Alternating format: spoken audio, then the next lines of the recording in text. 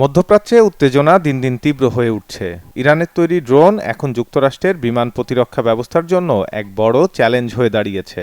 মার্কিন আইন প্রণেতাদের সঙ্গে এক গোপন বৈঠকে দেশটির শীর্ষ প্রতিরক্ষা কর্মকর্তারা স্বীকার করেছেন, ইরানের কিছু ড্রোন এমনভাবে তৈরি যেগুলো সবসময় আটকানো তাদের পক্ষে সম্ভব নয়।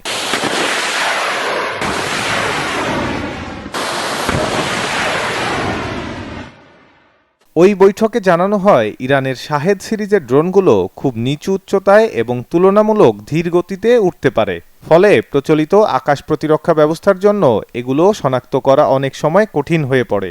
বিশেষজ্ঞদের মতে এই ধরনের ড্রোন অনেক ক্ষেত্রে দূরপাল্লার ক্ষেপণাস্ত্রের চেয়েও সহজে প্রতিরক্ষা ব্যবস্থা এড়িয়ে যেতে পারে।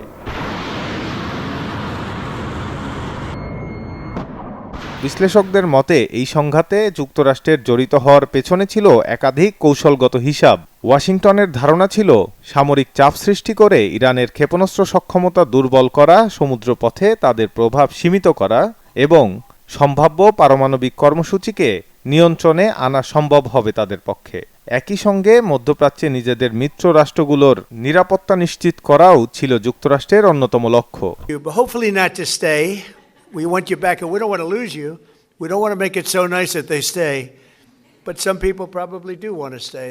তবে যুদ্ধক্ষেত্রের বাস্তবতা অনেক ক্ষেত্রেই সেই হিসাবের সঙ্গে একটুও মিলছে না। ইরানের ড্রোন ও ক্ষেপণাস্ত্রের সক্ষমতা শুরুতে যতটা সহজভাবে দেখেছিল ওয়াশিংটন, বাস্তবে তা অনেক বেশি জটিল ও শক্তিশালী হয়ে উঠেছে।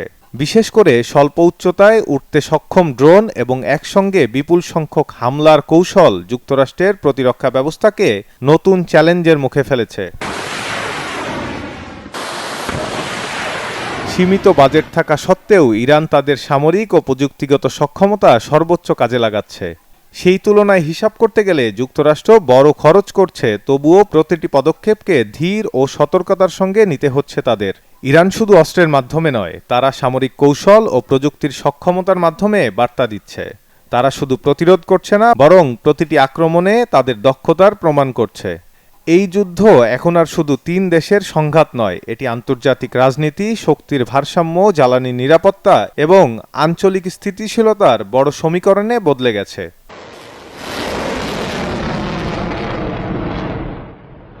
বিশেষজ্ঞদের ধারণা, যুদ্ধ যত দীর্ঘ হবে, ইরানের ক্ষুদ্র কিন্তু কার্যকরী ড্রোন কৌশল আরেক ধাপ এগিয়ে যেতে পারে এবং যুক্তরাষ্ট্রকে তার বড় অস্ত্রশক্তির সঠিক ব্যয় ও কৌশলে পুনর্বিবেচনা করতে বাধ্য করবে।